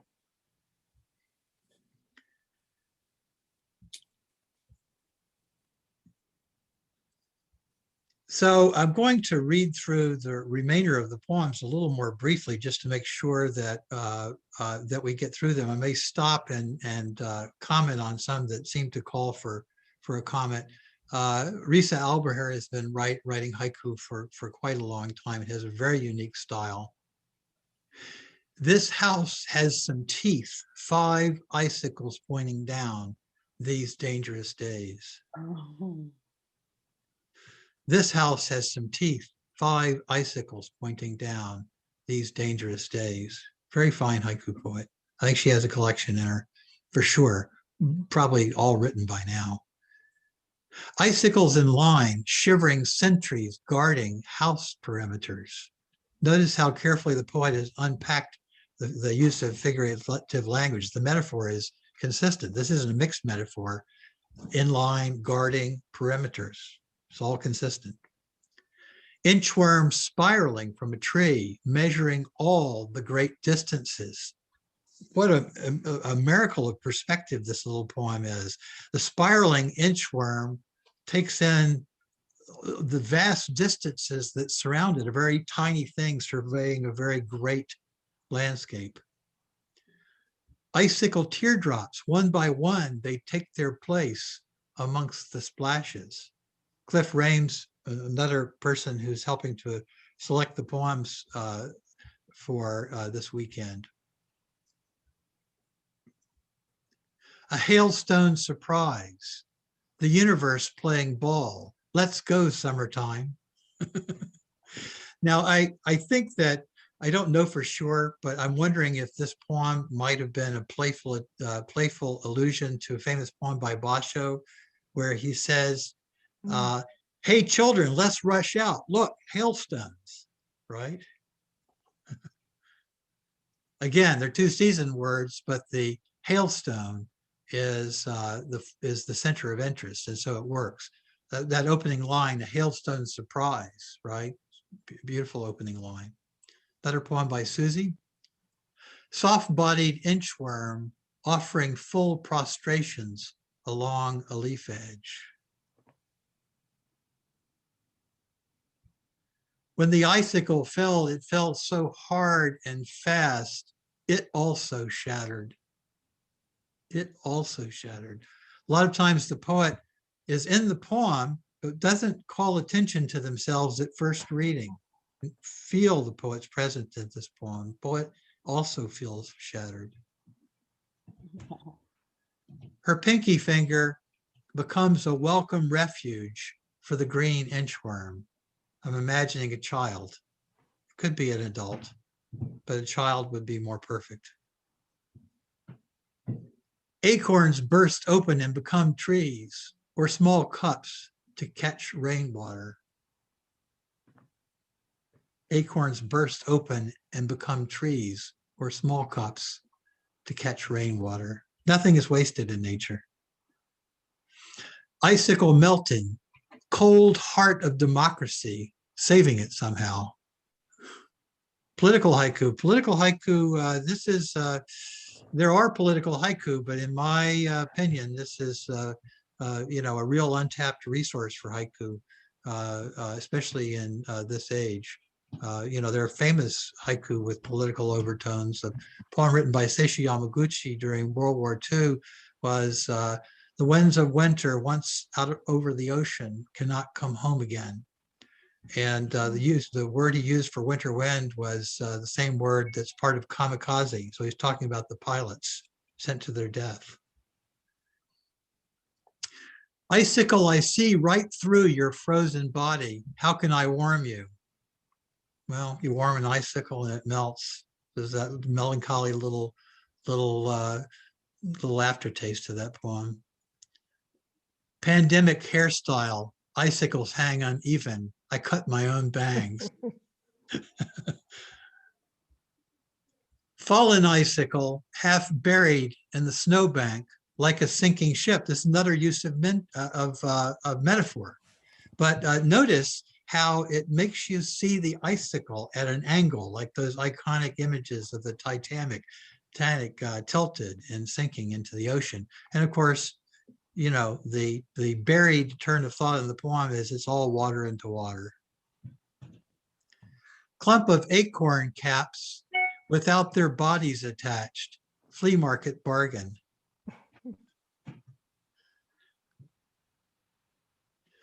Acorns grew this desk.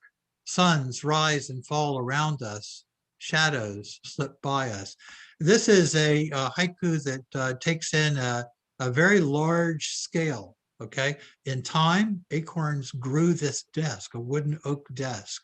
Suns rise and fall all around us. Shadows slip by us. So the time it takes an oak to grow, reach maturity, to be harvested, and then made into a desk, which might, you know, have been made 100 years ago. So that's already a large swath of time. Suns rise and fall around us. It's like taking in all of deep time, eternity, and then shadows slip by us. It's very brief, maybe the course of a single afternoon. Billowed Torrey pines, icicles become dewdrops, crows laughing out loud. Beautiful assemblage of images. An icicle is nothing like a bicycle. First haiku workshop. Okay, well, whoever wrote this poem, if this is your first haiku, well done, because you figured out how to use the 575 form, the season word, and multisyllabic words, right? And that's that playfulness is really the soul of haiku. So you're off to a good start. Heavy icicle shimmering by the downspite seizes morning sun. The idea of an icicle, sort of, I don't know, it wouldn't be carpe diem, seize the day, or carpe florum, seize the flower, but carpe icicle, I guess, right? It's that it seizes the morning sun, it captures it. Beautiful turn of thought. Icicles dripping, monotony in winter, a mailed paper heart. Patty Minks is in the weekly challenge group, and the word for this past week was paper heart for Valentine's Day. So she's combined that with the icicles dripping. If I could only become like the icicle growing through each drop. Very complex poem. That should be Nikki Hainstock, I think. I mean, it's misprint. Another haiku by a poet who I believe is used to writing probably longer form poetry in English, and uses those techniques. If I could only become like the icicle, growing through each drop. Clark, Nikki's here now. I know we had a question for her before. Okay, I can't remember what the question was. Do we remember? Oh, it was why the 4 chambers was capitalized. Nikki, I'll ask you to unmute if you'd like to respond. Hello. The 4 chambers of the heart is sort of what I can't see myself, so that's always disconcerting. Sorry. The 4 chambers of the heart are what I'm referencing there, and I do some work with Angeles Arian's teachings around the 4-chambered heart. And when my daughter was in utero, there was a image on the screen. And when I turned to see what was going on the ultrasound screen, what appeared was what I would interpret as the medicine cross, which is a circle with the cross in the center. And because of the angle I could see her heart at from above, the 4 chambers were so clear. So I'm referencing the heart and capitalizing it for. Thank you very much. Thank you. Sorry, disheveled. Go back off video. Off on a journey in his favorite straw hat, Pilgrim Acorn. This is Susan Polizzato is also reviewing poems for this retreat. Been writing haiku for quite a long time. I believe Susan was laureate of the Coast Guard, if I'm not mistaken, but she also writes other forms of poetry. She was a Coast Guard captain for years before becoming a writer. Notice that she has dropped a syllable in the last line, which again is an allowable variation in formal haiku. It occurs sometime. Dropping its full weight, a sky no longer bearing hailstone embryos. Lorraine Padden also placed last month in the Tricycle Challenge with one of her poems. She was one of the 2 honorable mentions. This is a particularly fine poem. Dropping its full weight, a sky no longer bearing hailstone embryos. The size of the hailstone she's captured, also the dropping of the child and the full weight, this image of a sky pregnant with hailstones. A fleck of lost dust, enwrapped, falling, but hopeful. Oh, my hailstone heart. The way hailstones form. Particulate matter in the atmosphere. I'm not sure I got this poet's last name right because something happened with the spreadsheet and I lost the name, but I got the first part of the name. Hope I got it close to right. Maybe the poet can write, it could correct me in the chat if I'm wrong. All winter he sits. Now, I don't know how to pronounce this word. I think it's toke, but I'm not positive. It's a word I've read many times but never heard used. Of snow on Buddha's head, icicle on nose. Toke of snow on Buddha's head, icicle on nose. Very playful image. If you never make an oak, still you are complete in my hand, acorn. I belong to a group, online group, The Way of the Rose, about 8,000 of my closest friends. And it's a group devoted to a sort of post-religious feminist version of the rosary. And people talk a great deal about motherhood in that group. A lot of them are mothers, and some of them aren't mothers, either didn't want to be mothers or for one reason or another never became mothers. So we're always talking about mothering and the identification of women with mothering. The poet, I think here, if I'm reading it correctly, I believe that there is an undertone that, if the acorn that doesn't make an oak is still complete and full within itself, right? That to judge people by their progeny is unkind and unfair. Afternoon stillness, just this acorn conking me, awake to the oak. I love that last line, awake to the oak, waking me up to the oak. Now, the humor here, of course, is that the poet is underneath an oak, which she isn't aware of until the acorn strikes her on the head, sort of her Isaac Newton moment. Reflecting sunsets, icicles, dripping daggers, reminding me of home. There's some emotional dissonance in the poem that makes us wonder what it felt like to be in that home. Pine tree branches host icicle communities, like-minded water. I'm thinking of intentional communities, right? Intentional communities, spiritual communities of like-minded people, like-minded icicles. Quite wonderful turn of thought. Beloved Clark, we're Yes. almost at the, well, we're at the end of our session time. How are you doing? I'm doing fine. I'm going to collect these poems and post them in a PDF so everybody will have access to them. I'm just going to look very quickly through the remaining. This poem, Hailstones Ricochet Against Terracotta Tiles, I Don't Know the Sky, right? The hailstones come out of nowhere and they shake things up, make us think we don't know our environment. That's particularly good. One more, neighbor's icicles, not like mine, dripping kindness, hers are dangerous. All right. Well, there are many, many more wonderful, wonderful haiku. I'm just going to scroll through them very quickly. You can just take in a couple of them. And I may mention some more of them later on. We're reading our favorite haiku because my favorite haiku will all be haiku this afternoon written in English. But thank you, everyone. Clark, thank you. That was so beautiful. And we're going to now take a break.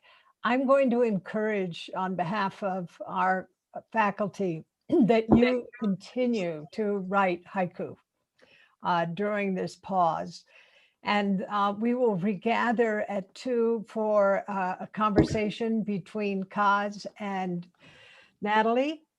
And then the 4 of us will be offering at the second session of the afternoon our favorite haiku and back and forth. And right before the 2 o'clock session, I'll be sharing at about 10 of 2 or quarter of 2, I'll be sharing a kind of beautiful slideshow on Basho. So it's not an imperative, but it's just an extra thing. Joan, so maybe you'll be there. Can I throw out during lunch? How about if I just throw out a few nouns, not particularly connected to season, because I see that it works so well with the nouns that aren't season oriented. See what comes up. So let me think. There's a whole modern school of haiku that does that, Natalie. I'll have to send you a book about it. Okay, I'd love that. I'd love that. How about delicatessen, sidewalk, jello, and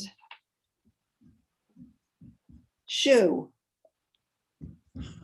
Delicatessen, sidewalk, jello, and shoe. Yeah. This is like one of those memory games, Nat. I'm only going to be able to remember the last one you mentioned, shoe. Well, hopefully they're going to write them down and then take one and see. Now that I know that haiku, we're not doing what's in front of us. So where should we post them? Should we post them in the freeform form? And then yeah, sure. Why don't you post them in the freeform form? And Noah, if you could give us the link to that, that would be super. Oh, great. And Noah, I see if somebody wrote them down at the bottom there. Wonderful. Thank you so much. Rishi, one more time, when are you doing your slideshow? So I think maybe at 1:45. I'll start it kind of around that time. So a little early, okay. No, and but people are asking Natalie. Actually, let's do it at 1:50. I don't want to, have the afternoon session too long. I'll time it. Thank you. And Natalie, we only use one of them, right? Not all 4. Oh, yeah. You could just one grab per one haiku. of them. Yeah, each one. Only one for haiku, yeah. Jello in my shoe. That's true. Delicatessen in my sidewalk, on my sidewalk.